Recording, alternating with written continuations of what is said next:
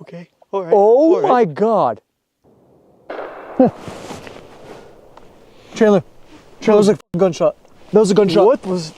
Can't really see him anywhere else in the engine. But I'm not touching it. Oh my God. Some camping encounters turn terrifying when strangers move too close and warnings come too late. 5 men surround a lone camper's space, while elsewhere, glow sticks appear around a tent before gunshots tear through the darkness. Were these random events or signs that someone was closing in?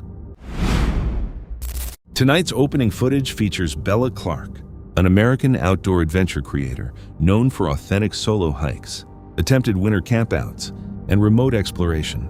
On December 22nd, 2025, in the Virginia countryside. Very bumpy road. More private property. Ooh, a big bird. Oh, there's a bald eagle. You're definitely not gonna be able to see it on the camera, but I promise there was one. Big puddle. Oh, I don't know if you can see that, but there is a Confederate flag on that tree. Feels so safe here. Okay, the person on the app that I don't trust already was lying. I've not seen a single campsite, so, you know, there's that. But look for the silver lining. Freaking crossing, and this one's like frozen over, kind of. I'm gonna have to do all of this again when I turn around, by the way. Oh God. Okay. And a huge mud puddle up here, of course. If I knew for a fact that there were campsites up ahead, you know, but just the fact that I don't know where I'm going and I don't know if there are any campsites, it's just like, what if I'm doing this for literally no reason? Well, would you believe it? Another little creek crossing. This road keeps going for a while though, so I'm hoping it just turns in to dispersed camping areas. Another creek crossing, by the way. So, let's knock this out real quick. She arrives at a trailhead behind schedule and starts looking for a basic campsite before nightfall, soon realizing there may be nowhere farther ahead to stop or safely reverse course. Following an off-road mapping app, she drives along tight.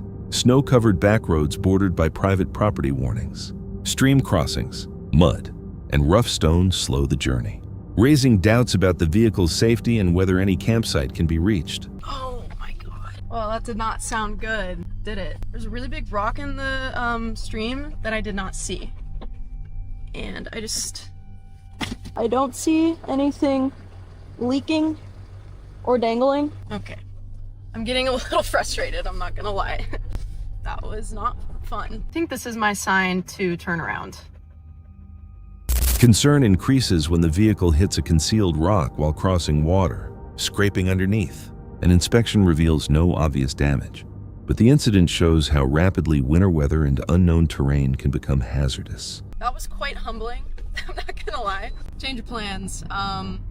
No camping tonight, unfortunately. I just can't find anywhere. If anybody knows any primitive campsites, please let me know, because I don't know why these aren't more accessible. Several unsuccessful searches for a campsite, together with disappearing daylight, turn irritation into caution and convince her to cancel the overnight stay. Come on, gotcha. Good job. Man, that sun's starting to go down, and it is getting cold. Wow, it's so pretty though.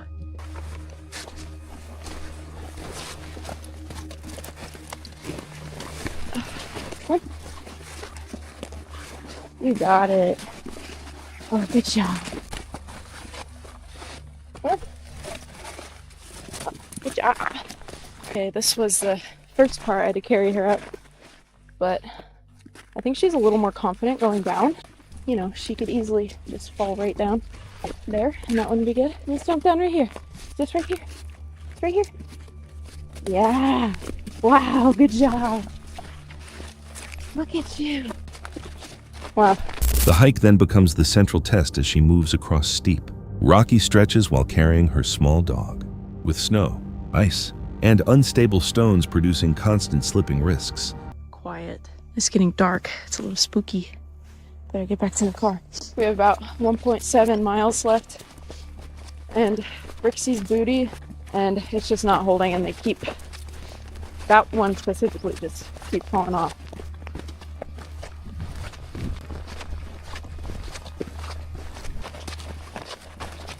We have less than a mile. It's kind of getting dark, but I'm hoping I won't have to stop and get my headlamp out. Booty's officially off. Damn, I'm gonna have to bust out the headlamp here. Okay, that's much, much better. My God. After darkness arrives, she covers the remaining one. 7 miles by headlamp, while isolation and falling temperatures make the situation more intense. Back inside the vehicle, she warms herself and reviews what happened, stressing the need to verify campsite access before traveling during winter. The outing demonstrates how navigation apps, seasonal restrictions, and privately owned land can suddenly disrupt plans. In a quiet forest without reception and with distant movement nearby, one question remains. Would you stay there or leave without turning around? The following disturbing clip comes from Wanderlust Diana, a nomadic creator who records solo car living throughout the United States. On December 12, 2025, near Las Vegas, Nevada, she stops alone at a scenic spot and starts arranging her SUV for the evening, unaware that someone nearby is observing everything she does. This guy just came up to me. He's over there. I think this is his regular spot. So he's asking me, like, if I want any illegal substance, like crystals and stuff like that. So I'm like, no, man, I do this kind of stuff. And yeah, so he was here talking. So he heard, so I said, yeah, I'm from Jamaica. And I was like, I don't do any of that stuff, you know, illegal substance. As Diana prepares her sleeping space, the peaceful routine changes when a man driving a white car repeatedly circles the area and stops repeatedly to question her. She soon realizes that his interest is directed at her, not the surroundings. What initially seems like curiosity becomes alarming as he continues returning and remaining close, hoping to discourage him. Diana explains that she creates videos and has cameras and tracking equipment installed in her vehicle. Although the man appears to withdraw, he stays nearby and continues watching her from afar. I am loaded with equipment, like tracking a device. He's like, never mind, and he left. But he's still hanging around far away, so be careful, guys. Be careful of these people. I didn't want to put him on the spot like that, but he was on my camera the whole time. And I was warning him. I said, dude, I am a blogger. I am wired. So, you know, I gave him a fair warning. And then he's like, yeah, I got it. But then he was still lurking down there in the background watching me. I am going to leave and head over and drive about 30 or 40 minutes away to Cracker Barrel. I'm going to have to find a new spot. Concerned that the encounter could worsen and that someone might keep monitoring her, Diana leaves without delay and drives for more than an hour to a Cracker Barrel parking area. Afterward, she considers the possibility that another person was involved, reinforcing her belief that leaving had been the safest choice.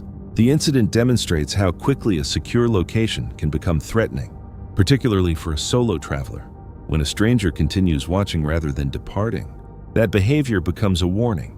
The remaining question is, how long should someone hesitate before following their instincts and driving away? Inside an abandoned prison in Ontario, Canada, a site associated with executions and a disturbing past, Mo from the YouTube channel. Mo Sargi prepares to spend the night. Known for filming haunted explorations and camping investigations, his July 4th, 2023 video begins with a clear plan. Everything appears organized until the encounter starts unfolding in a way that becomes difficult to dismiss. The investigation starts outside the prison. Mo describes the building's history, including accounts of executions and individuals believed to remain connected to the property. Figures known as Granny and Big John Lee are identified as part of the prison's history. Well, you should play it. So Granny would be in this front part, the governor's residence. She was very close to the matron, which was the wife of the turnkey. Now there's also Big John Lee, was the turnkey. He died here, he worked here his entire career. Huge guy, my size. You know, from my experiences here, he does come through. Big guy, heavy footsteps. I think when I was with you, when we heard the footsteps walking through the jails. After entering, Mo and Angelo move through the building and begin arranging their camps for the night. Mo selects a third-floor room called Granny's Room. Angelo places a larger tent in the second-floor corridor. And now it's kind of cold, but it's not freezing cold. But I'm thinking I'm going to take the upstairs. right? Like the top floor. I think that would be the safest. Let's go upstairs, sergeants, and take a look. I'm gonna go up one more floor, I think. Oh, wait a sec. Let's go to solitary. Not bad. My tent will not fit in here, that's for sure. Let's go to the top floor. Now this is more like it. I think this is gonna be my home for today. They organize their equipment, including K2 meters, REM pods, and night vision cameras. Initially, the situation appears manageable. The building stays quiet, and their devices are prepared. Mo travels between floors, checking Angelo's position and examining parts of the prison. During these movements, he starts noticing subtle changes. Certain sounds do not correspond with anything they are doing. The attic, considered the building's most disturbing section, leaves him feeling that another presence may be nearby. It is actually 11 p.m. right now. Hey spirits, can you stop doing that? So this thing's been running for about an hour and a half. I am on the second floor now, and I cannot believe what's happening to me. Something just moved here. So when I was walking through here, and you guys can see it on the vlog channel, I started feeling weird just in this area alone. The second I got here, Angelo is outside, Elliot has gone home. Let's go to the attic and see if there's anything up there. Hello? I'm terrified of this place. It's not the biggest attic, but it really is scary.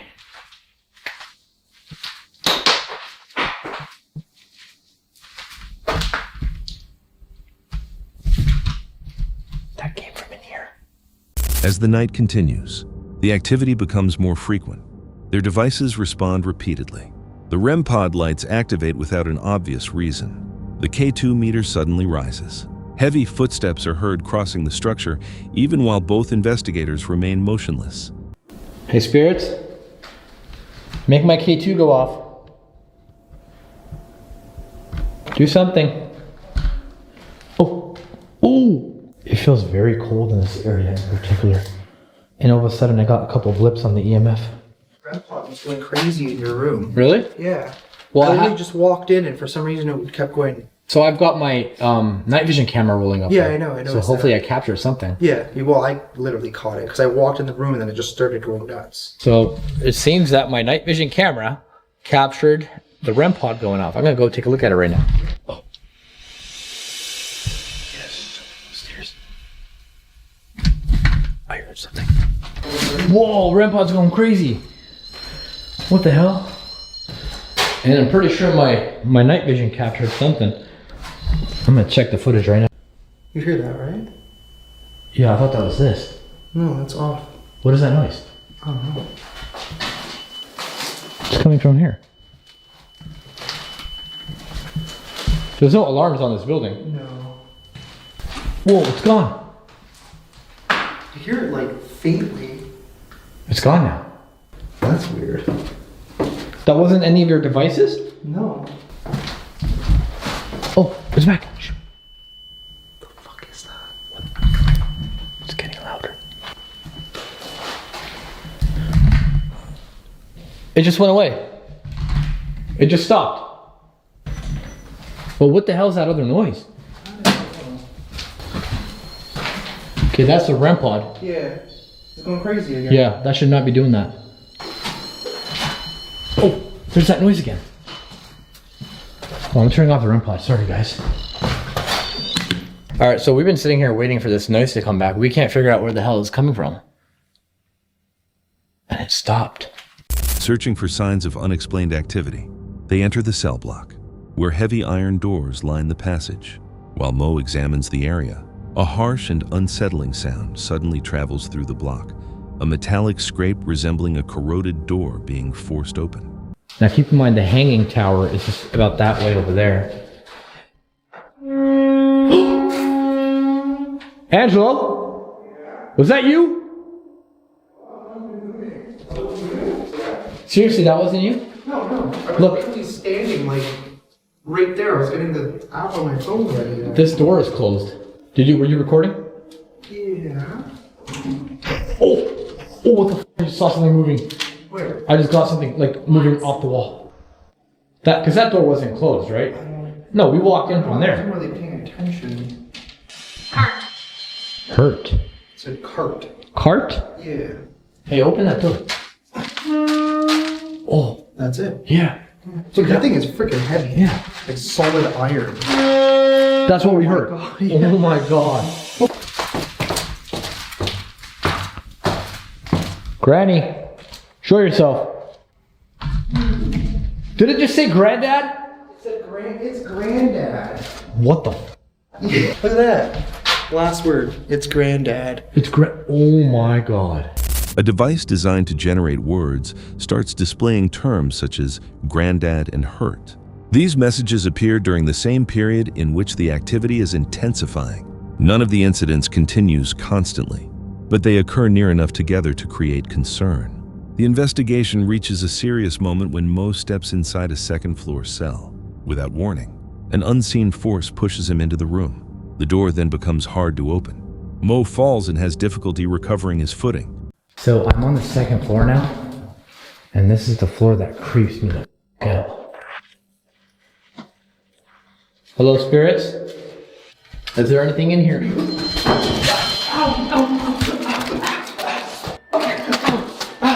God damn it! What the f? Why is this closed? Yo! I just got pushed into a cell! Yo! I'm locked in, dude! Is there another way out? Angelo? My ankle. Whatever just did that messed up my ankle. Angelo? Bro, I can't get out, I'm locked in!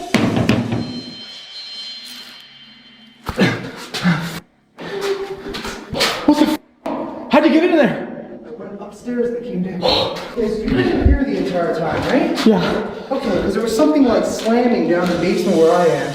On this thing it said satanic twice.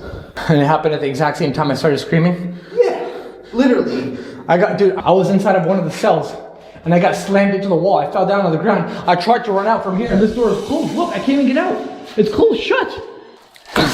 It literally doesn't open, dude. During the same period, the device produces the word satanic on 2 occasions. This occurs soon after the physical encounter.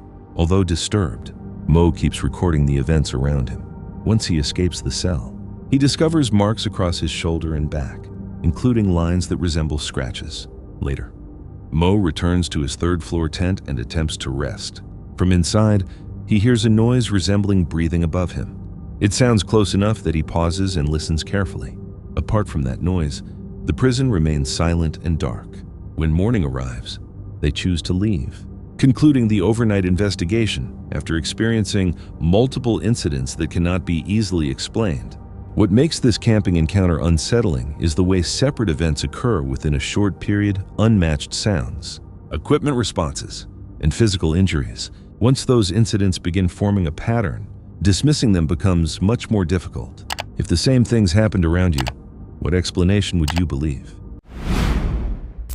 This outdoor incident unfolds beside an isolated, stone-covered shoreline in southwestern Australia, where the landscape seems peaceful yet never still. On February 6th, 2022, Nat, creator of the YouTube channel Field Days and known for survival adventures and catch and cook videos, explores the coastline. Everything initially appears manageable until nearby movement brings the danger unexpectedly close. The footage opens with a scene demonstrating how quickly life changes in this habitat. Nat observes an octopus seize a crab among the coastal rocks. The attack is immediate and arrives without warning. That brief moment establishes the mood for everything that follows. Nat arranges his camp close by. Due to fire restrictions, he prepares coffee with a compact gas burner. His goal remains straightforward. Travel along the shoreline, inspect the surroundings, and gather something to eat. At this stage, the conditions appear easy to handle. Have a look at this. This place doesn't cease to amaze me. We're only 20 to 30 minutes into this walk. You can see this water is pure, fresh drinking water. There's a spring somewhere up here and it's pushing that fresh water down. It's obviously trickling here into the ocean, but this water here, fresh drinking water. What you'd have to do, you have to boil it up. You'd maybe purify it. You could drink this water. We've got octopus, we've got rock pools full of food, fresh drinking water in this little rock here. And this is actually running water, it's trickling down. It's incredible.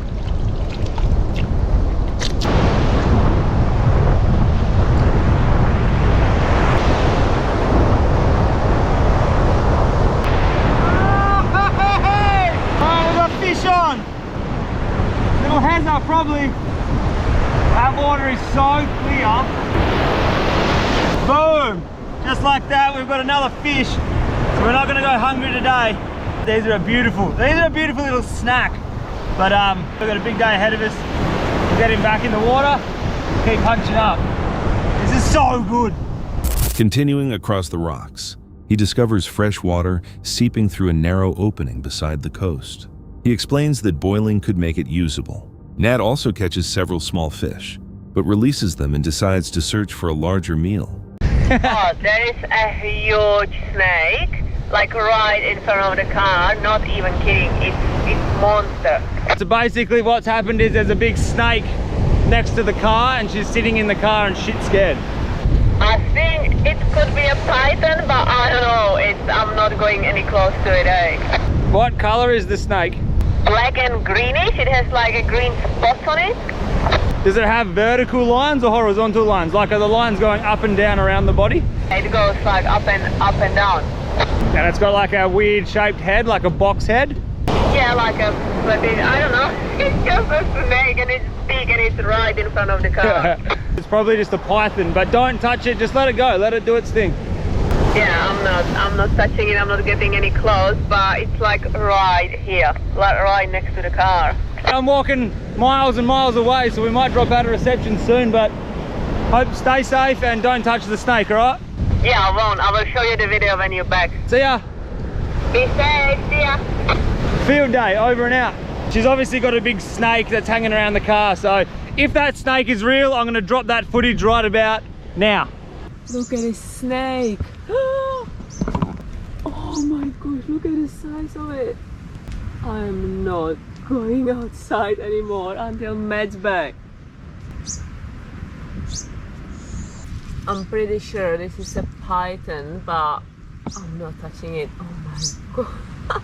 This is probably the first time in Australia, surprisingly. The circumstances shift while Nat is separated from the vehicle. Mac 10 contacts him by radio, sounding nervous. A large python has appeared beside the car near one of its doors. She stays inside because she does not know how to respond. Remaining composed, Nat directs her remotely to remain motionless and avoid making any abrupt movements. Briefly, the threat appears contained. However, the greater danger has not arrived. Yes, what's up? There is a black and brown snake and he seems to be coming inside of the car. There's a snake going in the car. So yeah, I've blocked the door, but he seems to be coming from the bottom and I don't know what to do. Relax, relax. Should I stay in the car? I closed the door, but I think he can come from the bottom, can he? Whereabouts are you in the car? In the front seat. Okay, just relax. Are both front doors shut? Yeah, front door are shut, but he seemed to be coming like underneath the car. The odds of the snake getting in the car are extremely, extremely rare. It's probably going to go crawl in the engine, but not in the car. Where was the snake when you saw it? It was coming from the bush, so I closed the door and he was coming on the chair. He starts coming under the car, like where the doors are, and he was continuing down. Go and crawl into the back of the car. It's not going to go into the car, babe. You're going to be okay, but if you want to feel safe, you need to get out of the car because it can still get in. She's so scared. You can hear it in her voice. Okay, just be super calm, babe. It's okay. The odds of it coming into the car are like 0%. I don't know what to do. That's the second snake that we've had around the car today and she's freaking out. I've got about a 2-hour walk back to the car. Just put the car in neutral and start the car. We're gonna scare this snake out of the engine bay. What I think's going on is Mucky's so far down there. She's like, it's taken me 2.5 hours to walk here. The car? Yeah, put the car in neutral and start the engine. Okay. She is so scared. So what's happening right now is there's a snake in the car. This is not a joke. Sounds like the snake was going in the car, so she shut the doors and then it's gone up the wheel and into the engine bay. So starting the car is gonna rattle the engine and it'll scare her off, but you got the car started? Not yet. That's not a friendly snake. That's a highly venomous snake, especially out here in the outback. So Another snake soon enters the area. Unlike the python, this darker reptile appears considerably more dangerous and is probably one of the region's highly venomous species. It approaches the vehicle and tries to enter. Mac-10 manages to shut the door before it gets inside. Even so, anxiety increases because the snake continues lingering nearby.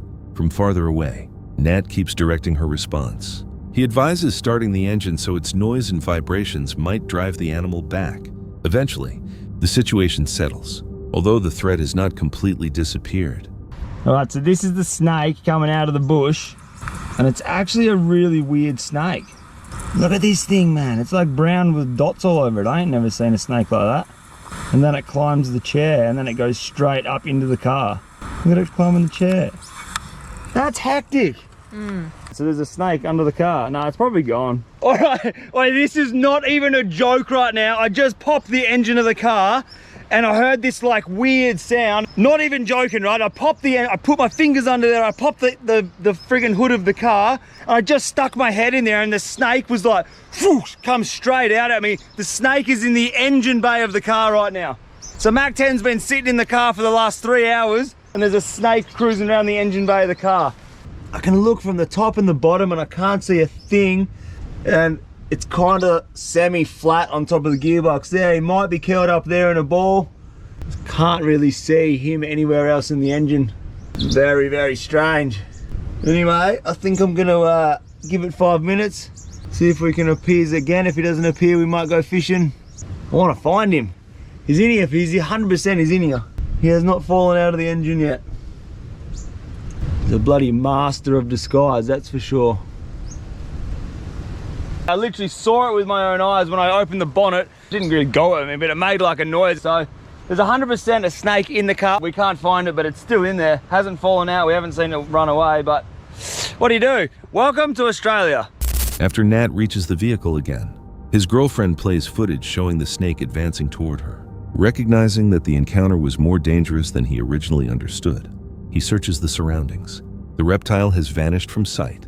He then realizes it has entered the engine bay, creating another complication. It is concealed inside an area that offers very limited access. As Nat raises the hood, the snake responds aggressively from within the engine compartment.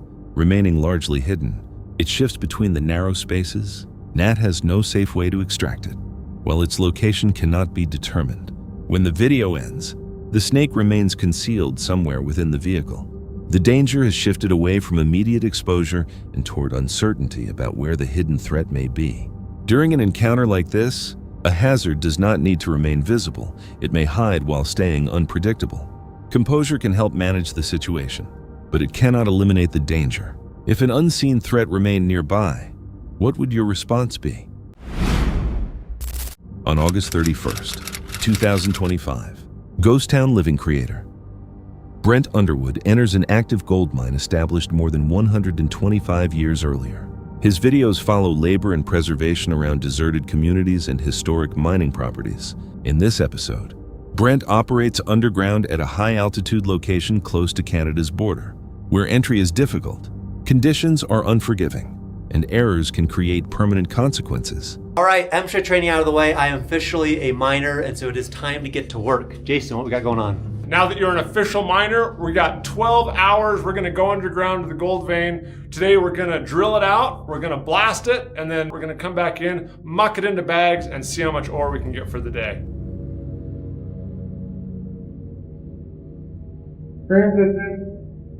Off ladder. So this is the jack leg we're gonna be using to drill this round out. This thing probably hasn't changed much in about 75 years. So this is kind of old technology, but it still works really well. Before its invention, drilling holes for explosives was done by hand, with a hammer and a chisel. A miner would strike and twist a steel rod into the rock, slowly carving out each hole. This drill weighs about 120 pounds. That's the point I'm trying to make there. The leg is 2 stages, and it's run by air. So the more air you give the leg will extend and push the drill into the bottom of the hole, and that's what makes it. It's not me sitting here pushing the drill in. It's all pneumatically powered.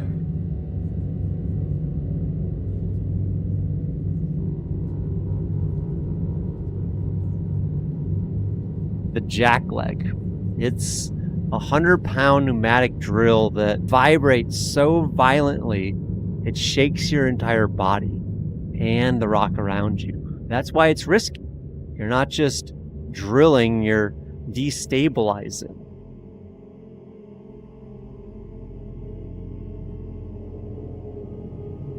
All right, so we're about 2 hours into it. We got all the holes drilled.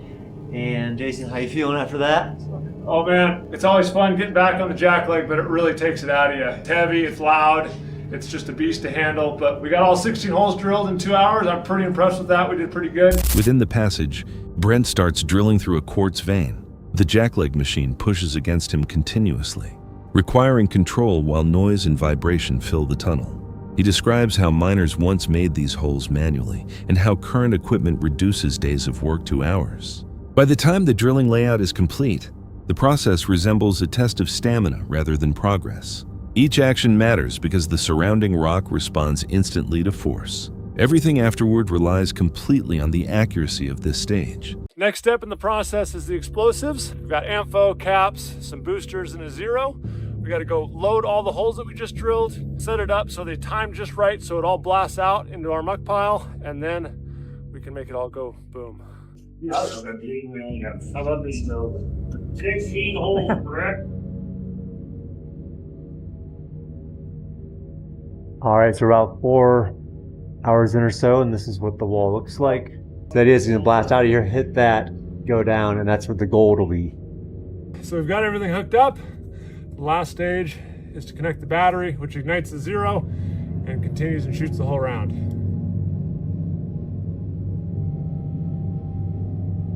Oh, well, this is an exciting moment because we did the blast, and now we gotta go up and see the result of the blast and of all the ore. Well, this is just about the worst case scenario. This is a chunk that was about halfway through our round and came from about 50 feet that way. Now we got a map. So the first hazard you guys gotta deal with is tripping hazards. The second is all of the spikes are unaccounted for. I don't know where they are. If you step on them, it's gonna go through your foot. Hey, the GoPro's alive. Hey! My headlight's alive. My camera is right around here. What? Once the holes are ready, Brent assists with placing ANFO charges inside the rock face. The explosion must separate the vein effectively without creating disorder underground. When detonation occurs, however, the impact reaches beyond the anticipated distance. Fragments shoot through the tunnel, striking nearby equipment and sending dust into the air. Conditions become dangerous immediately, showing how narrow the safety margin is below ground. The mine responds to human effort with force that cannot be fully managed. A lot of this will be cleanup. We were hoping to come in and just have easy to muck bags, you know, that way you can get this ore out of here, get the gold out. Now we got waste mixed in with ore. All right, so the waste rock mixed in with the ore, so what we're gonna be doing now is just picking up the ore when we can find it, throwing it in a bag. Next came the mucking, probably the most demanding part of mining. It means removing broken rock. In our case, it involved manpower, picking up rocks and moving them. Sometimes you're bagging high-grade ore, other times you're just moving junk, and sometimes you're separating the ore from the waste.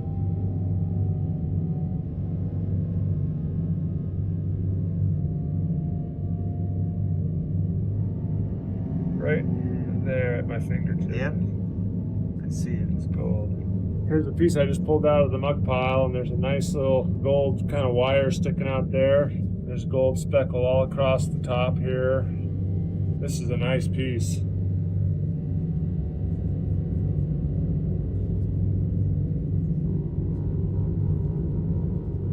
All right, so in the end, we got 176 bags at about 25 pounds a piece, so about 4,400 pounds or 2¼ tons. And Jason, this stuff's running about an ounce a ton. So we're about 2 ounces today. Yeah, a little over 2 ounces. Following the detonation, Brent begins mucking. The hardest physical part, he removes shattered stone with a shovel, divides valuable ore from discarded rock, and loads heavy sacks individually. Dust remains inside the passage while fatigue steadily increases. Across the broken quartz, Brent notices visible gold trapped within the stone. proving that the vein continues to carry value. Before the shift ends, the team has piled 176 bags, totaling almost 2 tons and believed to hold approximately 2 ounces in gold. At camp afterward, the achievement seems deserved. Although its price remains unmistakable, gold remains underground, but recovering it requires more than strength.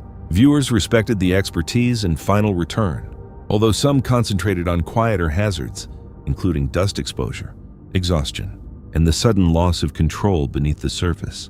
If gold remains inside this mine after over 100 years, why do so few people choose to stay there and continue excavating?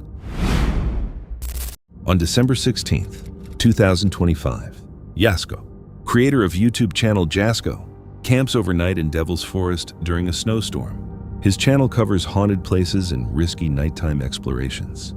Accompanied by Chandler on his first camping experience, he enters a forest associated with disappearances, a violent past, and an old graveyard, while temperatures fall below freezing. Tonight, we're going to be camping inside of one of the world's most haunted forests. Let me tell you a little bit about this forest. So, there was a man by the name of Bernard Hatch, who used to tie his victims to the end of his truck, drag them up dirt roads all throughout this forest, and then dismember their bodies all throughout. But not only that, there was a doctor, Dr. Stu Ben, who used to perform crazy experiments on his patients, and if he messed up, he genuinely just killed them. It is rumored that he buried them in a cemetery deep in this forest under fake names so no one would question it. Then there's also a lake where it was believed that the mafia dumped bodies into it. Now, apart from that, it is also believed that this forest is haunted by this white-faced shadow figure. Apparently, if you were to come face to face with this thing, it scars you for the rest of your life. There was also a chair in this forest, like a stone chair, and it was believed that if you sat in this chair, it would bring you bad luck. After a high school party, a girl came here with all her friends and she sat in that chair. 24 hours later, she died in a car crash. And yeah, let's show you guys around a little bit. The snow is deep, guys. I mean, look at this, ready? And luckily we have this truck, genuinely made for off-roading and stuff like that. And I will say, I don't know how much we're gonna be pushing it with this thing. We're probably gonna be doing a lot of traversing, a lot of walking. So yeah. What the hell was that? That was behind our tent. Literally. Someone was like by the tent for a minute. Okay, hold on. Yeah, I have it ready. A spirit box. Is there anyone here at our campsite right now? I couldn't get my van here, so this is the second best thing, I suppose. Accidental? Are we talking about the death that happened to you? What actually happened to you? Can you share that with us? But what was that noise, bro? I don't know. Hello? Oh my God, listen to that echo. I know. Hello? Gosh. Oh, what was that? That was a voice. How far back does this forest go? Miles. Like miles and miles and miles. Man. Holy, bro. Sounds like a little footstep over there. That sounds so weird because it's outside in the snow, but like I heard, yeah, it sounded like a crunch, like. Okay. All right, guys, so we were just walking and we noticed over there's a sign that leads to a trail. Now, we have no idea where this one leads to. However, we were just filming for Chandler's channel and we experienced something so damn terrifying. We didn't even go the right way, by the way. Oh shit, wait. Yeah, we're supposed to go down the trail. Yeah, oh my God. What the fuck? What was that? Chandler, that was a laugh. Yeah. As they move farther into the snow-covered woods, the mood shifts quickly. Jasko hears distant noises carrying between the trees, voices that belong to neither man. Seconds later, an unexpected laugh cuts through the silence behind them. Chandler responds at once. Turning around and searching the darkness, the woods react before showing what is there. Chandler? What? I was walking, I just kept like, something was like moving with me under the snow. Oh, what the heck? I mean, bro, they're dirty. I mean, you take a look at them. Yeah. So maybe they were just ditched here a while back. Clearly, this... It had to have been a long time ago, like... If there's anybody here with us that wants to communicate, can you let us know if you were someone who died here, a victim? Were you someone who went missing here? Was your body ever found? Please use your energy into my device here. It's so like eerily quiet. Yeah. So when you do hear something, yeah, it's like, okay, yeah, something's here. What the hell is that? Okay, this is actually freaking me out right now. Wait a second. Huh? I just heard a voice. What? I just heard a voice. It wasn't yours? Nope, wasn't talking. Someone was here. You see these tracks? Yeah. I don't know how long ago, but someone was here. Hello! Okay. All right. Oh all right. my God. Okay, we are not alone out here. Yeah, let's start heading back. Cool. What? Oh, it's hard as shit. Oh my God. It's a hoodie, bro. Who's taking their hoodie off in the middle of winter? Well, we've seen tracks here. Chandler, people go missing in this forest. We just came across some personal belongings here. Shit, hey, wait, you're right. Farther along the path, they come across abandoned belongings trapped in the snow. A pair of worn boots appears first, partly covered. Later, they uncover a New Hampshire hoodie hardened by ice. None of the clothing seems recently discarded. Inside a forest connected to missing persons. These findings feel deliberate rather than random. The frozen ground holds traces of people who never returned. I don't think we should fuck with this. No. This is like really giving me bad vibes. Yeah. Can you give us a sign to let us know you're here? Whoa! Oh shit! Dude, wait, did you see that? Yeah, let's go. Okay, remember rules. Yes. That was like a tree knock. Let's see. From where? I hate the woods, bro. It's so echoey out here. Spears, if there's someone here, can you replicate this noise for me? Okay, bro. Like where? From freaking where? It's just like the echo. God knows where it's coming from. As darkness grows, a piercing whistle travels through the woods. Jasko immediately knows the significance. Local warnings advise people never to whistle inside the forest. Chandler becomes visibly uneasy while the noise disappears among the trees without revealing where it came from. Certain warnings survive because someone discovered what follows. Chandler. What? They're glow sticks. What? Glow sticks. What Dude, the they've heck? been here for a while. If they're like basically underneath the snow. There's one right there as well. Bro, this one's underneath. Wait, there's no way that those were there. They weren't. We would have seen it before we even put the tent up. It was in front of the tent. We gotta make sure. Hello? Wait, there could be someone in there. Okay. So Chandler. Yeah. Like what? When we were here earlier, I said to you that if anyone else came out here apart from us, it would genuinely be stupid. Mm-hmm. Because, well, one, the weather, Yeah. two, the driving conditions, but then we've seen footprints, recent footprints. Yep. So who would be out here and why? Well, someone clearly knows that we're here, obviously. That's a given. Okay, so guys, you can see it. Police just showed up. So apparently, they got some calls about a lot of weird shit going on in the forest. We just spoke to them a little bit, kind of just cleared up. We have nothing to do with whatever's going on. They really didn't want to tap too much into it. We showed them on our phone like some timestamps we have, like when we first got here, some text messages we sent, and they were like, okay, cool. I thought they were coming back. Yeah.